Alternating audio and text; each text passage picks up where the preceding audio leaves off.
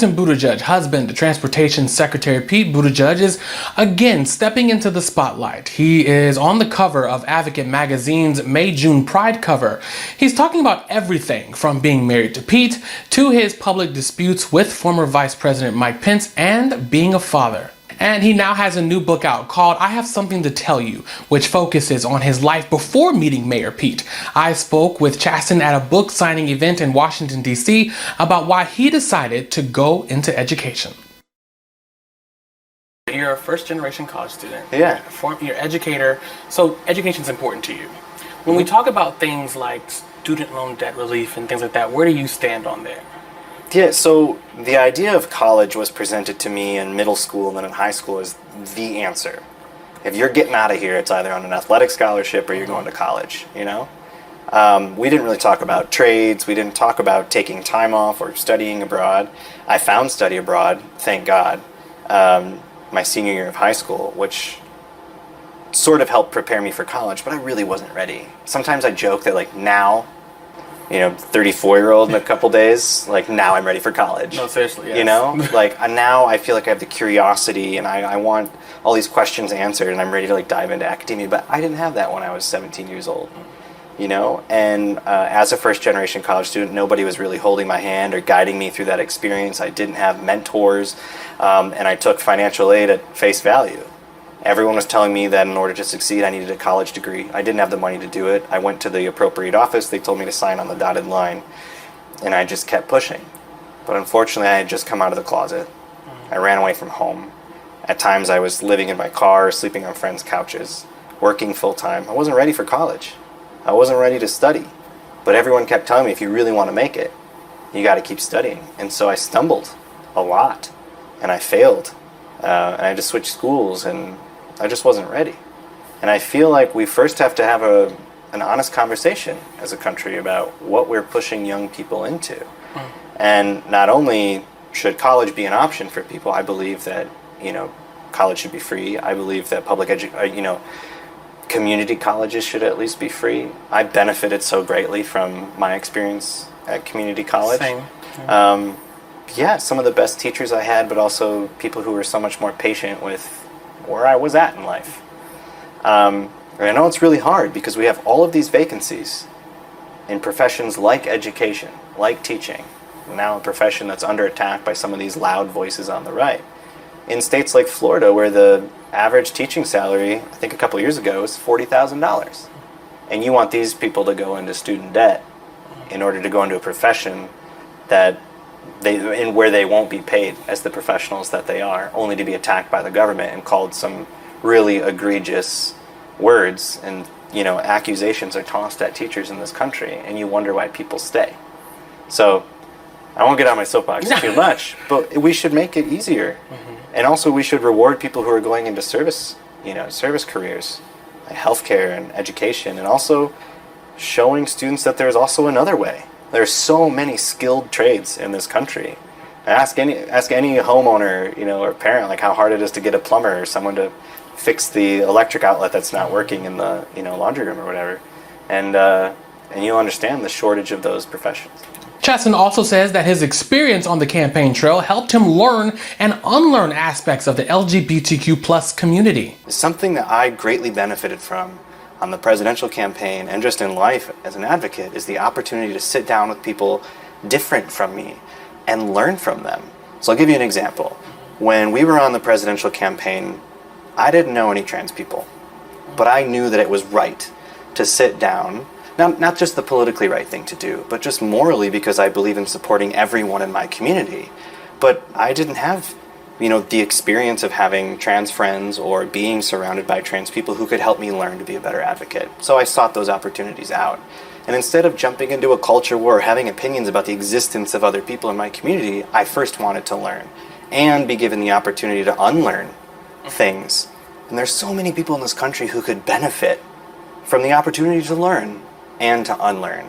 But they're rewarded right now by just piling on and jumping in, these culture wars and attacking such vulnerable people in our community who need our backs. Not just allies, not just straight allies, but even people in our own acronym who have maybe never had to stick up and defend a trans person before, or who don't even realize the importance of using their privilege and their platform to defend other people in our community who have stuck up for us.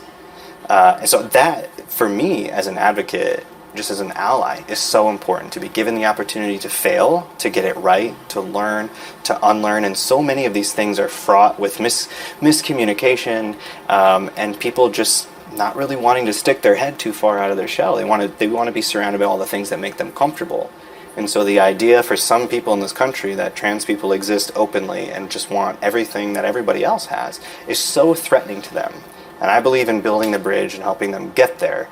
But we can't do that alone. It's going to take a lot of people, even people in our own community, to recognize that they are needed in that fight too. Being an advocate is hard work, but Chasten loves fun and games when he's not working. I am an extrovert, so for fun, I like going out or just having like board game nights, bottle of wine. But Which board game? And like honestly, any board. We have this like, you can buy it on Etsy where you like roll the dice and put the washers in the hole. I don't know what the name of it is, But it's fun. It's like this you just like pass it around the table and you can, drink your drink and have your conversations. We just got this game for my little nephew. It's called the Fuzzies, and I'm pretty sure it's made for kids, but you have to like, it's like Jenga but with little fuzzballs, and you have to like move the fuzzball. I don't care what game it is. It's like super silly and mindless, and I just like being surrounded by my goofy friends, and that is what like fills my cup. My husband is like an introvert. He needs like a whiskey in a room of silence and a good book, and I like being surrounded by people who can like keep a joke going, and that's what like just puts the wind back in my sails. Yeah. And so, of course, you were once a barista. Mm-hmm. So, if you had to describe your book as your favorite coffee shop drink, what would that be? Yeah, I threw a little bit. Ooh.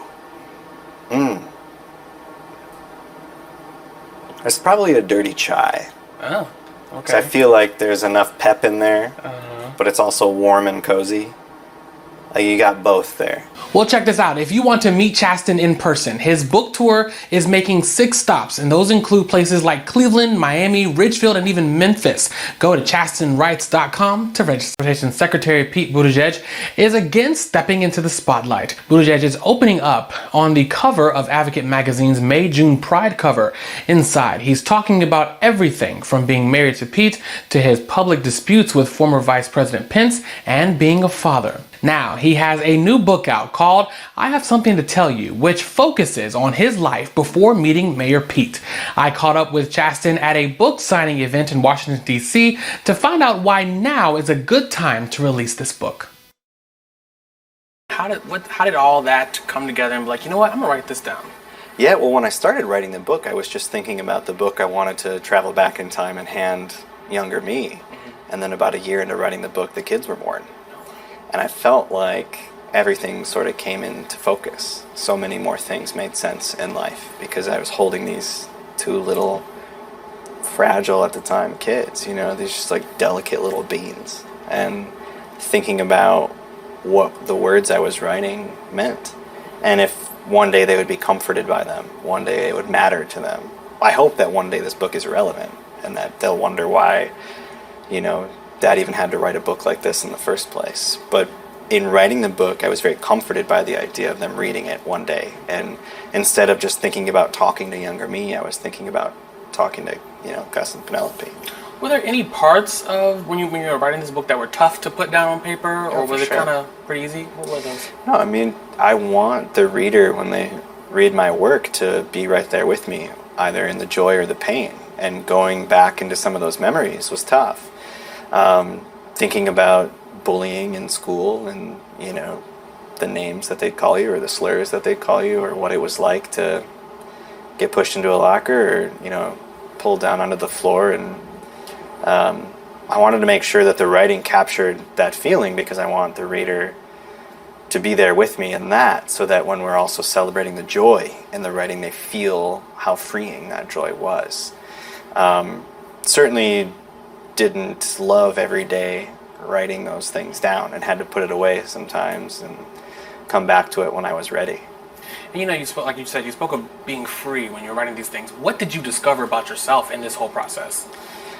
Yeah, I want the reader to know so many things along the way, but especially that nobody gets to rob you of your joy and your existence, and that the opinions of other people do not matter unless you choose to let them. You are not shaped by your surroundings and the opinions of other people. And it was pretty cathartic to write about some of these really painful memories, some of which I thought I had like handled in therapy when I was younger, you know? Yeah. And to write them down and to feel like I could release them, but also forgive them, that I had grown and I had changed and that I was better because of it. And the fact that I'm alive, the fact that I exist, the fact that I made it out means that I can now forgive some of those people and some of those experiences, and most importantly, myself.